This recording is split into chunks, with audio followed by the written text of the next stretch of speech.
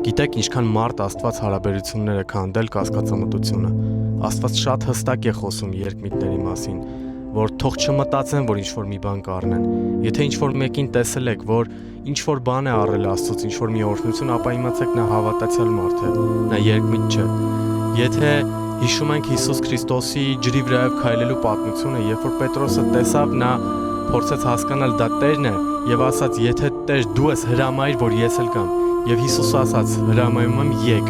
Եվ Պետրոսը մտավ խոստման մեջ Հիսուս Քրիստոսի եւ սկսեց քայլել ջրի վրայով։ Եվ այդ խոստումի կեսից նա սկսեց կասկածել։ Պատճառը ինչն էր, վախերը, որովհետեւ նա տեսավ, թե ինչպես են ալիքները ալեկոծվում, քամիները եւ այլն եւ այլն։ Մի նայր քո քամիներին, քո շուրջ բոլորը, մի նայր քո դիմաց ինչ է կատարվում, նայր քո Աստծուն եւ նայր քո Աստծո տված խոստումին։ Եթե նա ասել է, նա կիրականացնի։ Եթե նա ասեց, նա կանի էլ։ Վստահիր Տիրոջ խոսքին, նրա խոստմանը եւ կասկածի տակ մի դիր երբևիցե եւ վախերին տեղ մի տուր, այլ վստահիր ամենակարող Աստծուն ու չես ամաչի։